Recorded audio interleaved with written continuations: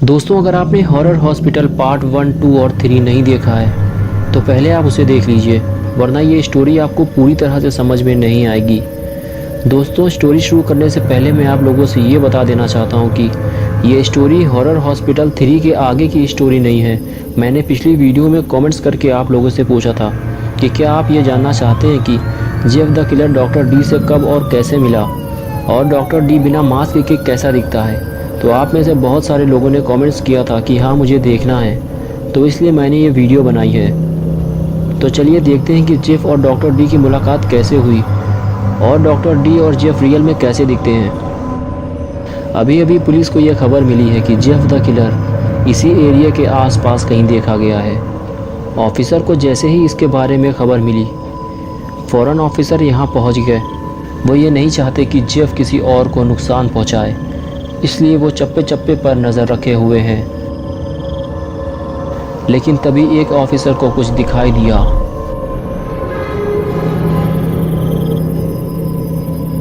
Jeff the killer building में लगे pipe के सहारे ऊपर जा रहा था। जेफ के हाथ में हथियार देखकर ऑफिसर ये समझ गए, ज़रूर ये किसी न किसी इंसान का माल मसाला निकालने वाला है। ऑफिसर फ़ौरन जेफ की तरफ भागे और चिल्लाते हुए कहा, जेफ नीचे आ जाओ, हमने तुम्हें देख लिया है, वरना हम तुम्हें गोली मार देंगे। और एक बात और, तुम्हारा पजामा पीछे से थोड़ा फटा हुआ है। ये सुनकर जेफ नीचे उतरने लगा और नीचे उतरते ही वो वहाँ से भाग निकला।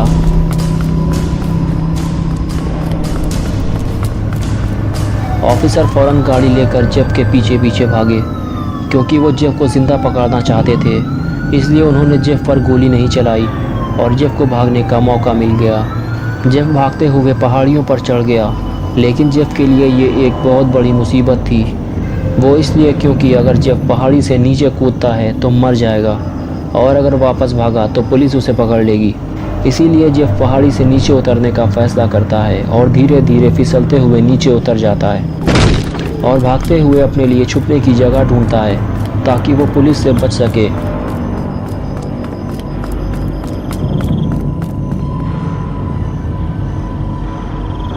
उधर ऑफिसर जेफ को ढूंढ रहे होते हैं।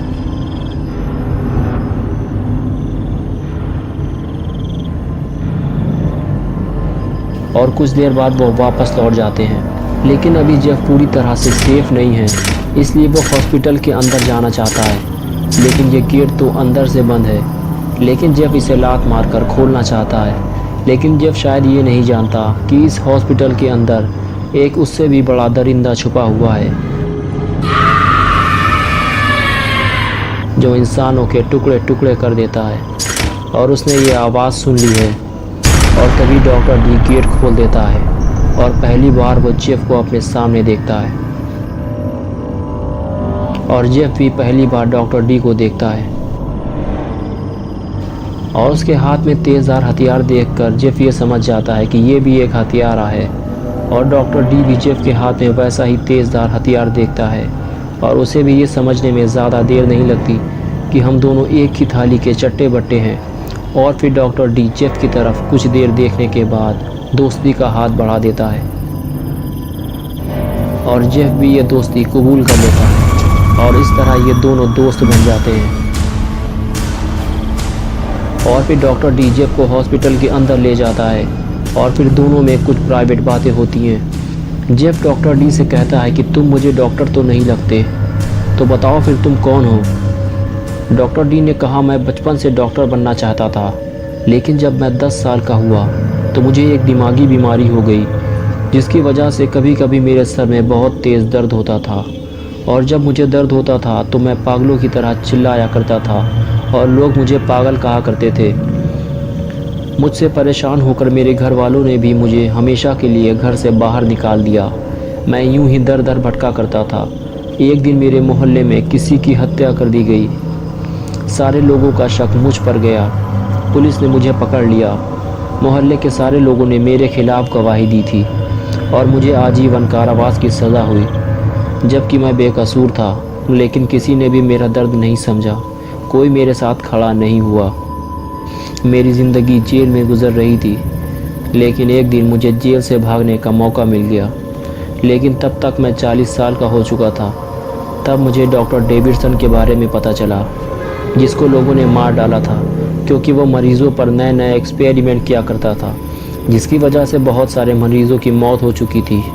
डॉक्टर डेविडसन की मौत के बाद ये हॉस्पिटल बंद कर दिया गया और मुझे यहाँ छुप कर रहने का मौका मिल गया। मुझे इस हॉस्पिटल के अंदर डॉक्टर डेविडसन के कपड़े और मास्क भी मिला, जिसको पहनने के बाद मैं बन गया डॉक्टर डी, यानी कि डॉक्टर डेविडसन। लेकिन मैं मरीज़ों का इलाज नहीं करता, मैं तो इंसानों के टुकड़े टुकड़े कर देता हूँ, क्योंकि मैं इंसानों से नफ़रत करता हूँ। इस हॉस्पिटल के आसपास अगर कोई आता है तो वो ज़िंदा वापस नहीं जाता। अब तुम बताओ तुम कौन हो, वरना तुम ज़िंदा वापस नहीं जाओगे। जेफ ने कहा, मैं भी पहले एक नॉर्मल इंसान था। मैं अपने भाई के साथ अपने दोस्त की बर्थडे पार्टी से वापस आ रहा था। रात काफ़ी हो चुकी थी, रोड पर सन्नाटा छाया हुआ था। हम दोनों घर जाने के लिए बस आने का इंतज़ार कर रहे थे। वहाँ एक छोटा सा बस स्टॉप था जहाँ बस आकर रुका करती थी। बस स्टैंड के पास ही कुछ आवारा लड़के खड़े थे जो हम दोनों को ही देख रहे थे, और फिर वो हमारे पास आने लगे और फिर वो हमारे पास आकर हमसे बदतमीज़ी करने लगे। बिना किसी वजह के ही वो हमें गालियाँ दे रहे थे। उनमें से पीली चड्डी वाला कुछ ज़्यादा ही अकड़ दिखा रहा था। फिर उनकी बदतमीज़ी हद से ज़्यादा बढ़ने लगी। फिर उनमें से एक ने मेरे भाई को धक्का देकर ज़मीन पर गिरा दिया। मैंने भी उसे धक्का देकर ज़मीन पर गिरा दिया। उसके बाद वो लोग मुझ पर चढ़ने लगे और गालियाँ देने लगे। मैंने भी उनसे लड़ने का फ़ैसला कर लिया था और उन सभी को मैंने बहुत मारा, लेकिन सबसे पहले पीली चड्डी वाले को ठोका था। वो बहुत ही ज़्यादा अकड़ दिखा रहा था। मुझसे मार खाने के बाद वो हिलते डुलते लंगड़ाते हुए वहाँ से भाग निकले और हम लोग भी आगे बढ़ने लगे, क्योंकि अब वहाँ रुकना सही नहीं था। इसलिए हम पैदल ही घर की तरफ चलने लगे। लेकिन कुछ देर बाद ही वो तीनों पेट्रोल और माचिस लेकर वापस आ गए। वो तीनों बहुत ही ज़्यादा गुस्से में थे, खासकर पीली चड्डी वाला, जिसकी चड्डी में नारा लटक रहा था। दौड़ते लंगड़ाते हुए हमारे पास आए और पीछे से हम दोनों पर हमला कर दिया। मुझे वो ज़मीन पर गिरा कर मारने लगे और फिर मुझ पर पेट्रोल डालकर आग लगा दी और मुझे जलता हुआ छोड़कर भाग निकले। मैं दर्द से चीखता चिल्लाता रहा। मुझे बचाने वाला वहाँ कोई नहीं था। कुछ देर बाद आस पड़ोस के लोग मेरी चीख पुकार सुनकर मेरे पास आए, लेकिन तब तक मैं बुरी तरह से जल चुका था। उन लोगों ने मुझे हॉस्पिटल भेज दिया।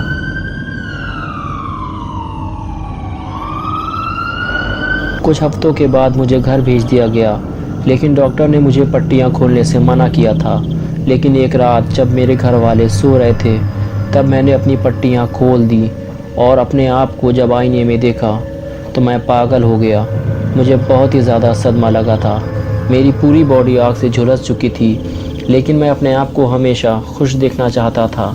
लेकिन अब मैं हंस भी नहीं सकता था, तो मैंने एक छुरे की मदद से अपने चेहरे को काट कर एक बड़ी सी स्माइल बना ली। मुझे लगा था कि इस बदले हुए चेहरे को देखकर अब कोई भी मुझसे नहीं डरेगा।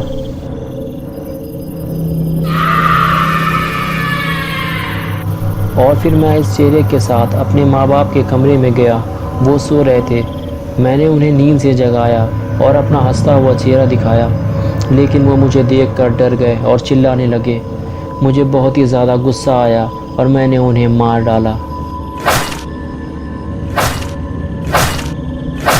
चीख पुकार सुनकर मेरा भाई दौड़ता हुआ आया। मैंने उससे कहा गो टू स्लीप, और एक के बाद एक कई बार करके उसे भी मौत की नींद सुला दिया।